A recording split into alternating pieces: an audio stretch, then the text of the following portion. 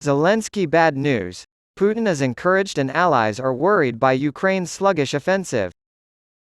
As time goes on, it becomes less likely that Kyiv's forces will achieve a decisive breakthrough this year, and this causes concern among Ukraine's allies that the war will drag on for a long time and strengthen Vladimir Putin's hand.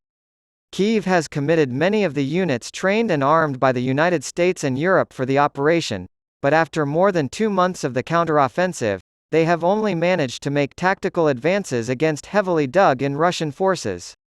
With wet and cold weather expected this autumn, time is running out for further significant action. Ukraine and its allies promise to continue the fight for as long as it takes, but officials recognize it will be difficult to muster the same level of massive support that enabled the current push.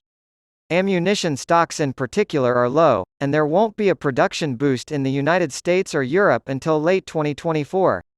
The arrival of F-16 fighters is also expected to be delayed until next year. Before the wet, cold weather sets in and complicates operations on Ukraine's muddy steppes, some of Ukraine's supporters still believe its forces will break through Russian lines this year. Over the course of the 18-month conflict, Ukraine has repeatedly surprised and baffled Russia, which has failed to achieve any of its initial objectives. Cluster munitions supplied by the United States in recent weeks have reportedly helped Ukrainian forces push back Russian forces, allowing them to advance beyond the first line of defense in some areas. But as the offensive drags on, political support for continuing aid in the United States wanes. The Republican presidential candidate debate this week highlighted the growing hostility within the party toward sending weapons and aid to Kyiv, suggesting that the fight to pass the next funding bill for Ukraine in Congress this fall will be the toughest yet. In the absence of significant battlefield progress as the campaign heats up next year, European officials worry that President Joe Biden may eventually look to nudge Ukraine toward negotiations. According to The People, continued U.S. support for Ukraine is still necessary because Europe lacks the military might to adequately bolster Kyiv's forces. The Biden administration has assured Ukraine of its support for as long as it is needed, and its supply of heavy weapons to Kyiv has grown in recent years.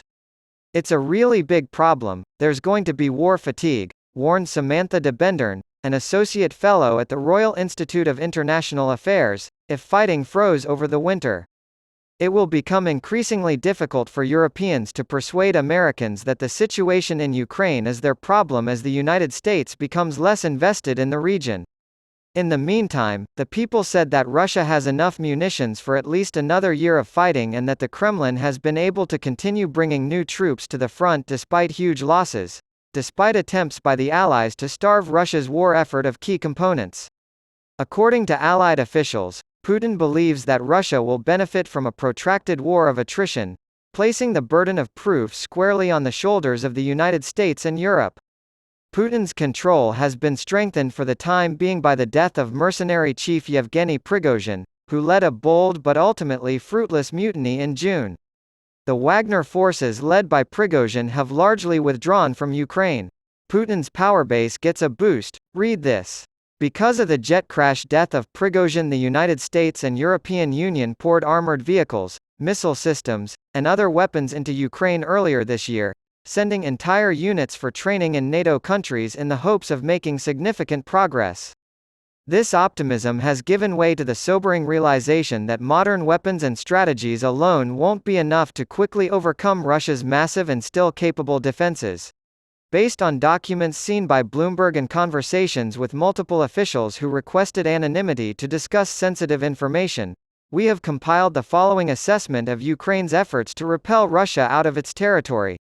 Ukrainian forces shifted tactics after initial weeks of the counteroffensive resulted in heavy losses from attempts to breach Russian lines head-on without adequate air cover. By sending out troops across a wide front, Kyiv hoped to wear down its opponent's defenses and supply lines with repeated, long-range attacks. Progress has been sluggish. The United States would have liked Ukraine to keep up its sustained pressure on the Russians.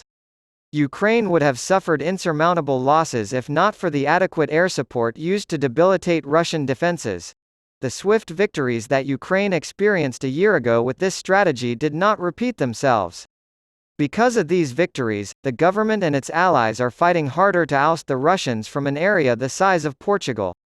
What an unexploded missile may have implied Russia is sending more arms to the front. Kyiv and its allies have consistently denied rumors that the war is entering a stalemate this year, but behind closed doors, some officials have expressed concern about the prospect of a standstill because of the slow pace of progress on the ground.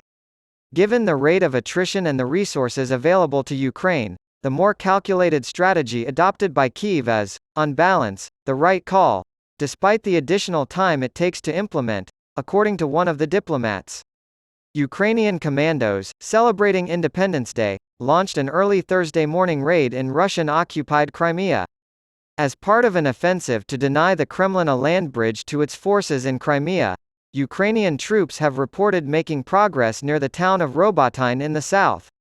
Institute for the Study of War analysts said earlier this week that a Ukrainian advance in the area of Robotyne is tactically significant because it may allow Kyiv's forces to begin operating past the densest Russian minefields. However, the use of so many mines in conjunction with Russia's air force has proven particularly difficult.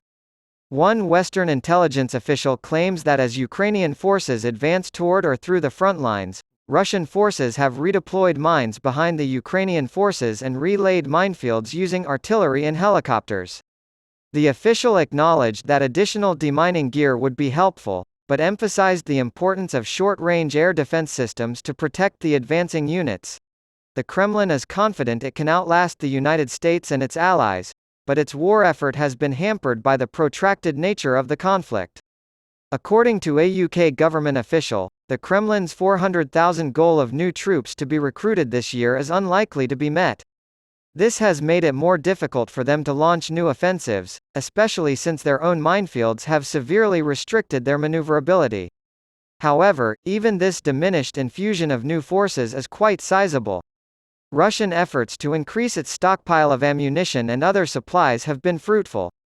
Because they are able to import sanctioned components or substitute them, they are able to produce at a faster rate than in Europe by adapting and cutting corners, so they have enough ammunition of various kinds for about a year, according to one official.